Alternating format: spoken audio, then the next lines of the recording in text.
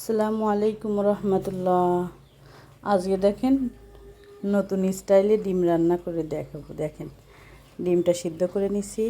এখানে আছে আপনার দুটো আমড়া, আর আমরা বলি কামরাঙ্গা, 3টি কামরাঙ্গা। এখানে পেঁয়াজ রসুন মশলা কাঁচা ঝাল আর আলু সিদ্ধ করে কেটে রাখা, আর নারকেলের দুধ। দেখেন কীভাবে রান্না। দেখেন কড়াইটা ভালো করে গরম করে নিচ্ছি। ডিমগুলো, কাঁচানো ডিমগুলো তেলের ভিতরে দিয়ে দিব।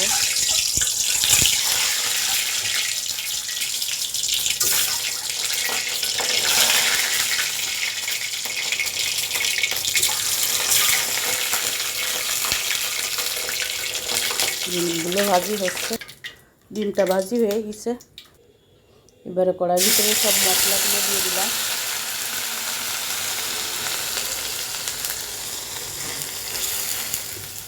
লবণটা দিয়ে দিব,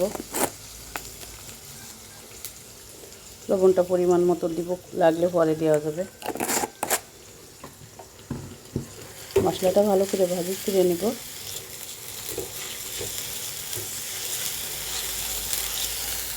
হলুদ লবণ দিয়ে দিয়েছি। এবার অল্প সামান্য পরিমাণে ঝালের গুঁড়া দিয়ে দেবো, যেহেতু টক দিব তাই অল্প পরিমাণ ঝালের গুঁড়া দিলাম। আর দুধটা দিয়ে দেবো।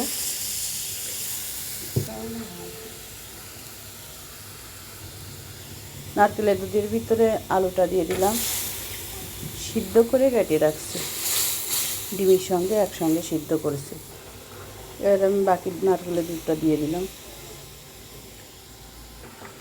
দেখেন মাশাআল্লাহ আলুটা ঝোলের ভিতরে ভালোভাবে সিদ্ধ হয়ে গেছে। এবার আমি বাকি ডিমগুলো দিয়ে দিব। একসঙ্গে ডিমগুলো দিয়ে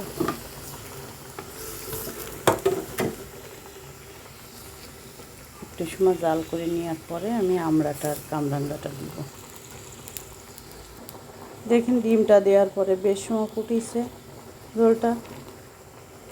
আমরা আগের থেকে নারকেলের দুধের ভিতরে দিবেন না, যেহেতু কাটে যাওয়ার দুধটার সম্ভাবনা থাকে। এখন আমি একটু বাদে নামাই নিব। এখন আমরা আর আপনার কামরাঙ্গাটা একসাথে ব্লেন্ডারে ব্লেন্ড করে নিচ্ছি। এখন আমার আমড়ার আঠিটা কিন্তু ব্লেন্ড হয়নি, আমড়ার আঠিটা। টকটা দিয়ে বেশি সময় রাখবেন না, অল্প সময় রাখবেন। আপনি এই রান্নাটা করলে অবশ্যই চিনি দিতে হবে, যে চিনিটা না দিলে স্বাদটা ঠিক মতন আসবে না। কারণ টক মিষ্টি ঝাল এটা না দিলে টেস্টটা ভালো বুঝবেন না। অবশ্যই চিনিটা দিতে হবে নারকেলের দুধ দিয়ে এভাবে রান্না করলে। এবার আমি গ্যাসটা অফ করে দিব। দেখেন মাশাআল্লাহ রান্নাটা হয়ে গেছে। ডিম দিয়ে টক, কিসের টক বলে নিন, কামরাঙ্গা আর আমড়াটার দেখেন আঠিটা এই রয়ে গেছে। সবাইকে বিদায় জানাই। আসসালামু আলাইকুম রহমতুল্লাহ।